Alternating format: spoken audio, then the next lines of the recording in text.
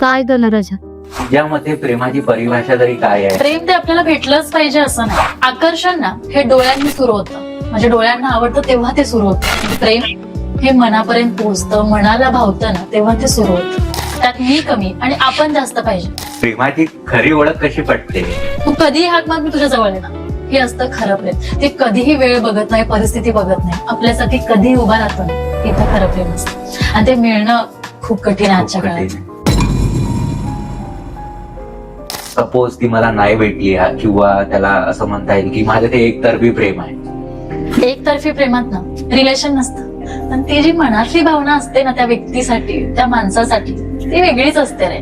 म्हणजे तुमचं एकतर्फी प्रेम होतं, पण तुम्ही घरच्यांना समोर ठेवून ज्यावेळेस पासून करिअर लागल्या, जबाबदारी आहे, सगळ्या गोष्टी जेव्हा पाठीमागे लागल्या ना, माणूस सगळं विसरून जातो. 50-60 पर्यंत प्रेम टिकवणे खूप मुश्किल आहे. म्हणून आपल्या पार्टनरच्या आपण सोबत सोडणं किंवा त्याच्यावरती शंका घेणं, त्याला हाणमार करणं, ओरडणं, ते बरोबर. त्याच्या व्यवसायात सपोज तो मागे येत असेल किंवा कुठे जॉब करतो, जॉब मध्ये पण त्याला स्ट्रगल असू शकते, पण त्याच्यासोबत त्याचं प्रेम मात्र कायम आहे. एकच व्यक्ती सतत जर एफर्ट्स दाखवत असेल, सॅक्रिफाईस करत असेल की मीच करते, समोरचा व्यक्ती जर झिरो सुद्धा एफर्ट दाखवत नसेल ना, तर तिथं ती कॉम्प्रोमाइजची सवय असते. पण ते जर दोन्हीकडून झालं तर ते टिकत जातं. नाहीतर काय होतं, बैलगाड्याचं एकच चाक आहे, तेच एकच झिजत असेल ना, ते कधी ना कधी तर कोसळणारच आहे.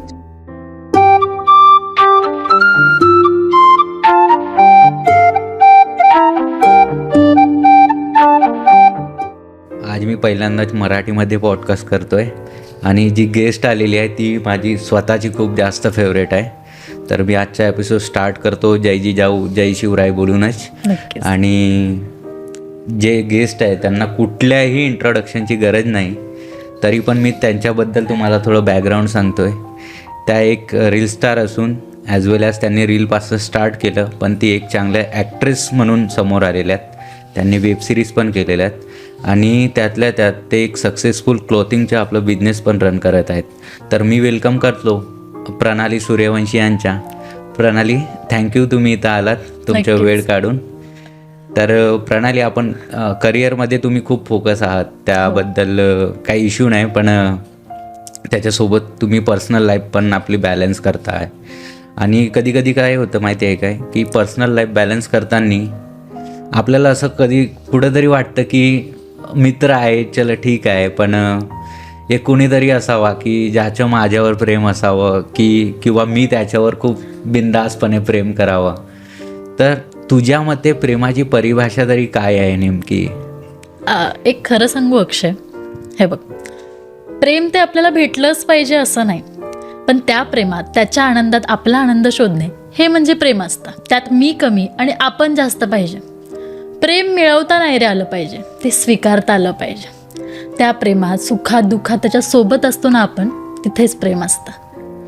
म्हणजे सुखात आणि दुःखात किंवा अडचणीत असं म्हणता येईल, म्हणजे त्याच्या प्रत्येक गोष्टीमध्ये आपण इन्व्हॉल्व असणं, म्हणजे हे तुमच्या मते प्रेम.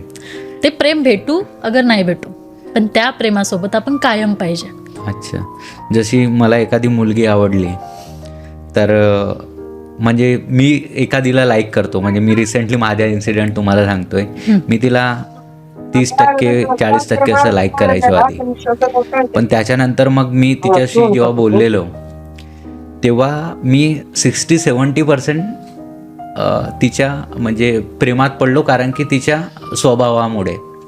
म्हणजे दिसण्यावाईज ती मला 30-40% होती, पण तिच्या स्वभावामुळे मी तिच्या प्रेमात पडलो 60-70% म्हणता येईल.